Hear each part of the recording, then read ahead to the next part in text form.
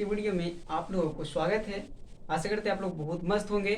आज की वीडियो में हम लोग जानेंगे कि लुप्तीकरण विधि या विलोपन विधि क्या है, यानी कि विलोपन विधि से समीकरण को कैसे हल करते हैं और उसी को बोला जाता है लुप्तीकरण विधि। ठीक है, कोई भी विधि आपको बोली ये दोनों में से, तो आपको वही विधि सिद्ध करना है, दिखाना है लुप्तीकरण ही या विलोपन ही, उसी को बोलते हैं। ठीक है, चलिए स्टार्ट करते हैं बिना विलंब किए वीडियो को। इसमें लुप्तीकरण में होता है सबसे आसान विधि समीकरण को हल करने का है ये विधि। ठीक है, चलिए अब आपको भी आसान लगेगा। देखिए हम बारी बारी से तीनों समीकरण को हम बता देंगे, आप जाकर के देख लीजिएगा। ठीक है, इंड स्क्रीन में चलिए देख लेते हैं।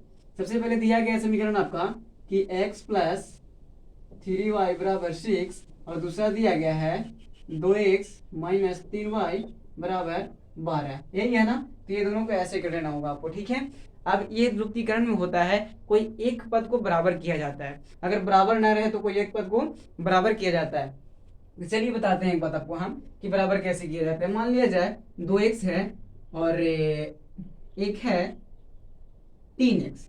ठीक है, अब मान लिया जाए हमको इसको बराबर करना है, ये दोनों की क्या करना है, बराबर। तो क्या करते हैं कि इसको इससे गुना कर दीजिए और इसको इससे गुना कर दीजिए, तो 3 दूना कितना हो गया 6, तो 6x मिला और उसी प्रकार 3 दूना 6, तो 6x हो गया ना। इसी प्रकार से हम इसको हल करेंगे। ठीक है, चलिए दिखाते हैं आपको हम।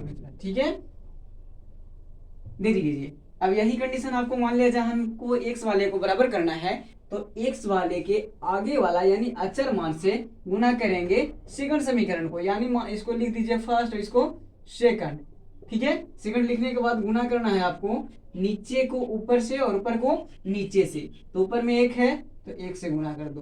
किसको, x को बराबर करने के लिए ऐसे किया जा रहा है, 2 को ऊपर से। अब देखिए अगर हम करें गुना तो x वाला बराबर हो जाएगा जिस प्रकार से हम बताएं। ठीक है, चलिए आगे चलते हैं। अब कर लेते हैं गुना, 1 में करेंगे 2 से तो हो जाएगा आपके पास 2x प्लस प्लस तो प्लस हो जाएगा 3 दूना 6y बराबर का बराबर 6 दूना 12 हो जाएगा। ठीक है, चलिए अब 2 में करेंगे 1 से तो 2x हो जाएगा ना, देखिए बराबर हो गया है ना। चलिए माइनस प्लस माइनस 3y में करेंगे 1 से तो 3y हो जाएगा और बराबर 12 एकम 12। चलिए अब यहाँ से हम लोग को शुरुआत होता है बनाने के लिए। ठीक है, चलिए दिखाते हैं।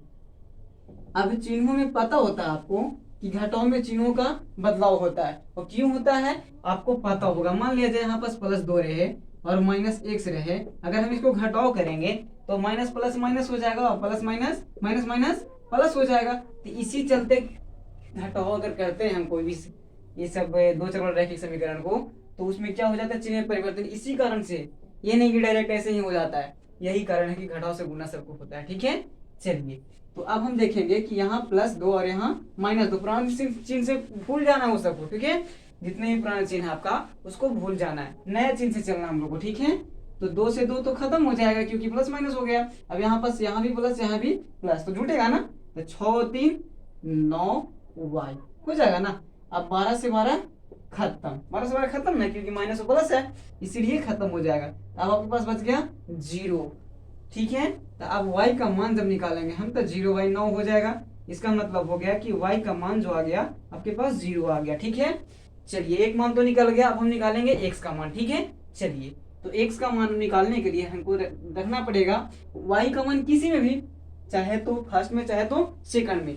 आप भूल करके भी इसमें मान नहीं रखिएगा, जो आया था गुना करके, जिसे हम गुना कर रहे हैं उसमें नहीं रखना है मान आपको। ठीक है, रखना है जो पहले समीकरण दिया गया था आपको उसमें रखना है। चलिए तो मान लिया जाए हम लिख देते हैं कि अब